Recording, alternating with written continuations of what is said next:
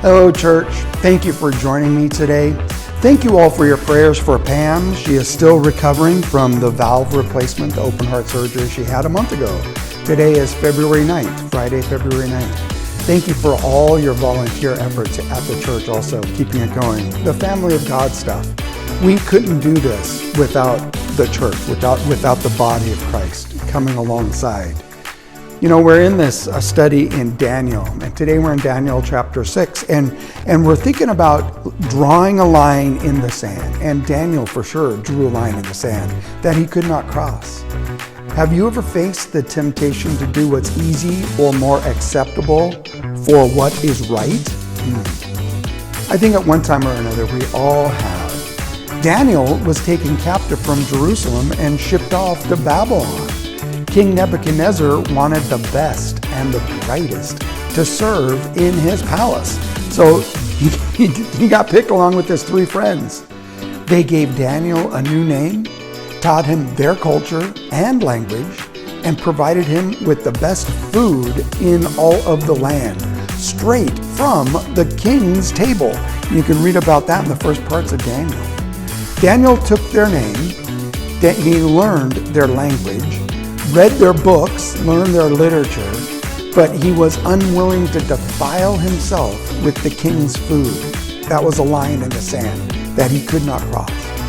Later on, David was forced to pray to King Darius rather than to God. Again, Daniel refused to give in. This time, his faith found him face to face with a den of lions, but God delivered him. Daniel drew a line in the sand. Daniel essentially said, my faith won't allow me to cross this line. I can go no further. That's a good thing to have in the back of your head. Where do you stop going in the direction the world wants you to go in? The new King Darius reorganized the political system of Babylon into 120 provinces with plans of making Daniel the prime minister over them all. So let's jump in. Daniel chapter 6, verses 1 through 3. Darius the Mede decided to divide the kingdom into 120 provinces, and he appointed a high officer to rule over each province.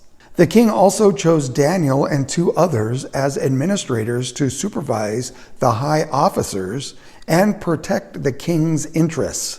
Daniel soon proved himself more capable than all the other administrators and high officers. Because of Daniel's great ability, the king made plans to place him over the entire empire.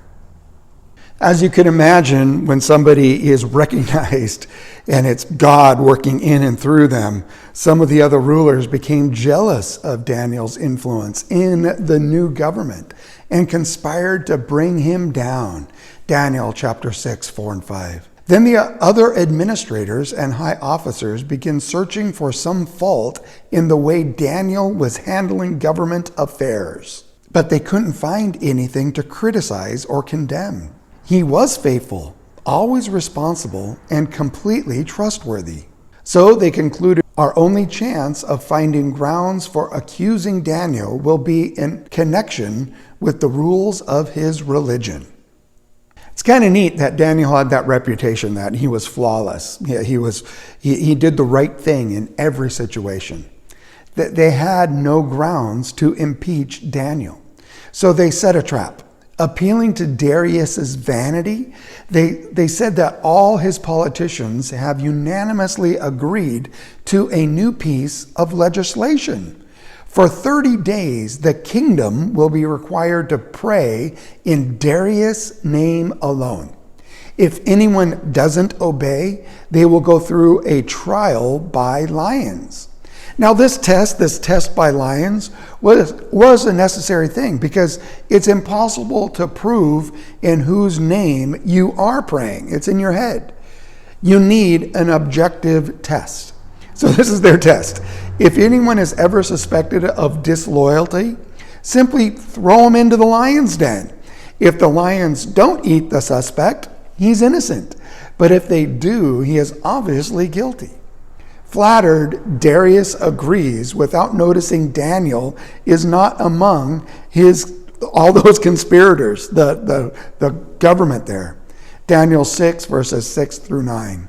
So the administrators and high officers went to the king and said, "Long live King Darius. We are all in agreement, we administrators, officials, high officers, advisors, and governors, that the king should make a law that will be strictly enforced. Give orders that for the next 30 days, any person who prays to anyone, divine or human, except to you, your majesty, will be thrown into the den of lions. And now, your majesty, issue and sign this law so it cannot be changed, an official law of the Medes and Persians that cannot be revoked." So King Darius signed the law.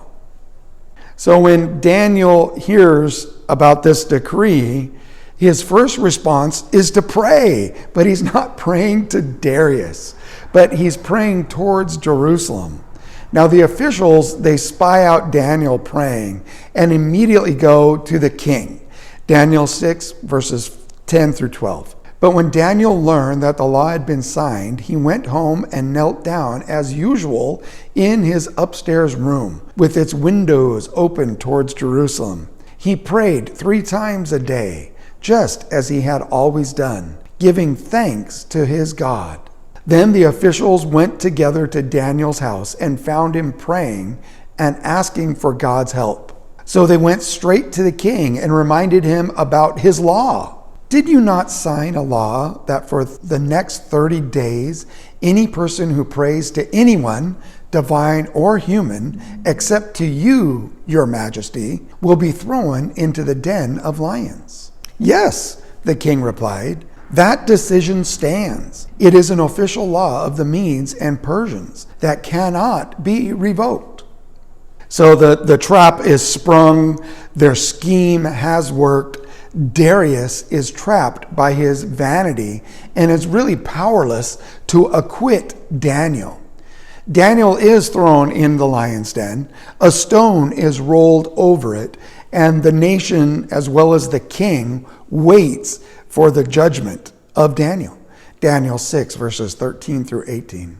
Then they told the king, "The man Daniel, one of the captives from Judah, is ignoring you and your law. He still prays to his God 3 times a day." Hearing this, the king was deeply troubled, and he tried to think of a way to save Daniel. He spent the rest of the day looking for a way to get Daniel out of this predicament.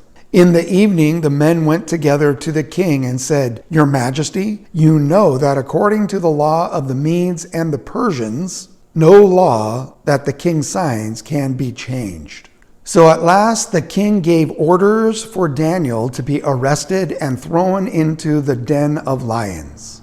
The king said to him, "May your God, whom you serve so faithfully, rescue you." A stone was brought and placed over the mouth of the den. The king sealed the stone with his own royal seal and seals of his nobles, so that no one could rescue Daniel. Then the king returned to his palace and spent the night fasting. He refused his usual entertainment and couldn't sleep at all that night. So it's interesting, Darius felt so strongly towards Daniel that he can't sleep. He's both angry at his conspiratorial governors and anxious for Daniel. Daniel is innocent, so God shuts the lions' mouths and makes sure the conspirators' trial backfire on them. And Daniel is taken out of the lion's den. Let's read on. Daniel chapter 6, verses 19 through 23. Very early the next morning, the king got up and hurried out to the lion's den. When he got there, he called out in anguish, "Daniel, servant of the living God, was your God, whom you serve so faithfully, able to rescue you from the lions?" Daniel answered, "Long live the king! My God sent his angel to shut the lions' mouths so that they would not hurt me. For I have been found innocent in his sight, and I have not wronged you, your majesty." The king was overjoyed and ordered that Daniel be lifted from the den. Not a scratch was found on him, for he had trusted in his God. As Daniel's coming up, the king then throws the governors into the den and the lions find them guilty. This is how they were consumed. Daniel 6, verses 24. Then the king gave orders to arrest the men who had maliciously accused Daniel. He had them thrown into the lion's den along with their wives and children. The lions leapt on them and tore them apart before they even hit the floor of the den. Interesting thought there that their wives and children got the punishment also, kind of reflecting on that what you do affects a lot more people than just you. Darius then writes a new edict calling the entire kingdom to worship Daniel's God. Daniel 6, 25 through 28. Then King Darius sent this message to the people of every race and every nation and language throughout the world. Peace and prosperity to you. I decree that everyone throughout my kingdom should tremble with fear before the God of Daniel. For he is the living God, and he will endure forever. His kingdom will never be destroyed, and his rule will never end. He rescues and saves his people. He performs miraculous signs and wonders in the heavens and on earth. He has rescued Daniel from the power of the lions. So Daniel prospered during the reign of Darius and the reign of Cyrus the Persian. We're thinking about lines in the sand. In the midst of an ever-changing culture, we need to remain faithful to a never-changing God. Think through that ahead of time before you have to make a decision. We need to be like Daniel, who is unwilling to defile himself, unwilling to compromise for the ways and the customs of the world. It feels more and more every day that we find ourselves in a world like Daniel. Daniel lived through that. Here's 4 lessons we can learn. If you follow God, accusations against you will be proven false. When rumors started that Daniel might be promoted in the court, those in the court who weren't fans of Daniel started to plot against him. Daniel had already proven his faith, so that those who opposed him would have to be dishonest to convict him. So when you have that line in the sand that I can't cross, when you are living out your faith in God, seeking to serve him instead of yourself, you will find that those who don't understand might try to trip you up in some way. I can't cross that line. And they're going, why? They'll try to find fault with you, even if it means forcing you to choose between God and them, God and the activity they want you to do. If you continue to follow God as Daniel did, whatever accusations made against you will be proven false. No matter what happens, never give up on God. That's our second point. When the decree went out that only the king could be worshiped in the courts, in the homes, Daniel stayed true to worshiping and praying to God. Daniel was discovered. Even though all seemed lost, Daniel continued to trust God. I'm heading out to the lion's den. I'm still continuing to trust God. If you set an example of faithfulness, you never know who will be impacted. When news of Daniel's violation was brought to the king, the ruler of the land, the king did everything he could to prevent Daniel's death from Daniel being thrown into the lion's den. It was clear that Daniel's living out his faith impacted those around him, especially the king. The king was touched by not only Daniel's devotion to God, but also his devotion to the king in accepting his punishment, unfair as it was. You never know who is watching your reaction to a situation. Their faith will be impacted by watching yours. And then finally, the impossible can happen with God. The king was astonished to see that Daniel was okay, and was even more amazed when Daniel told him an angel of the Lord came and prevented the lions from harming him by shutting their mouths. That's just crazy talk. When the impossible happens in our life, we can attribute it to the grace and power of God. The world seeks to conform us to its image. Just because everyone in your area is doing something, or they're living in this way, or they're doing that, doesn't make it right. Just because something is easier or more accepted doesn't make it right.